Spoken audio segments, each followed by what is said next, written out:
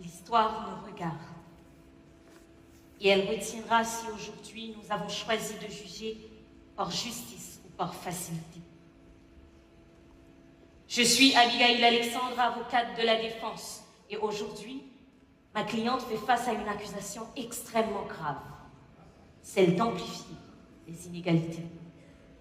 Mais avant de juger, encore faut-il savoir qu'est-ce qu'une inégalité. Une inégalité, mesdames, messieurs, c'est une différence de conditions ou de traitement entre des personnes ou des choses. Jean-Jacques Rousseau expliquait déjà d'ailleurs qu'il existe deux types d'inégalités. Les inégalités naturelles qui viennent de la nature et les inégalités sociales créées par les hommes. De ce fait, accuser ma cliente de creuser les inégalités reviendrait à dire qu'elle aggrave tous les écarts existants. Je sais que vous avez entendu des rumeurs à propos de ma cliente, mais prenons un instant pour aller au-delà de ce que l'on croit savoir d'elle. On reproche souvent à l'intelligence artificielle de faire disparaître des emplois.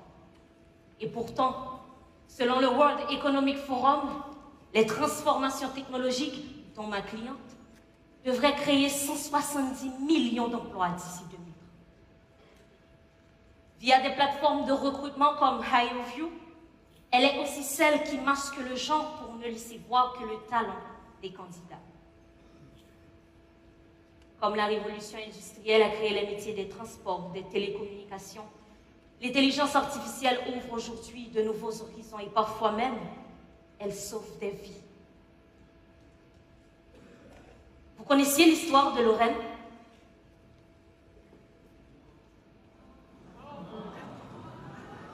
Cette femme irlandaise de 40 ans souffrait d'atroces douleurs dans les mains et avait été diagnostiquée d'une polyarthrite rhumatoïde malgré des tests négatifs. Son état empirant, elle décide de décrire ses symptômes à ChatGPT, qui lui suggéra une autre piste. Et grâce à cela, de nouveaux examens ont finalement révélé 2 tumeurs cancéreuses, permettant ainsi un diagnostic précoce et offrant à cette mère la chance de voir grandir ses 2 enfants. Dans un monde où tout le monde n'a pas accès aux meilleurs spécialistes, l'intelligence artificielle peut offrir un second regard, élargir l'accès au savoir et offrir un marchepied à ceux que la vie fait naître avec une marche de retard. Si je vous dis tout ceci, c'est parce que des inégalités, j'en ai su. En août dernier, j'étais venue à Paris pour participer aux quarts et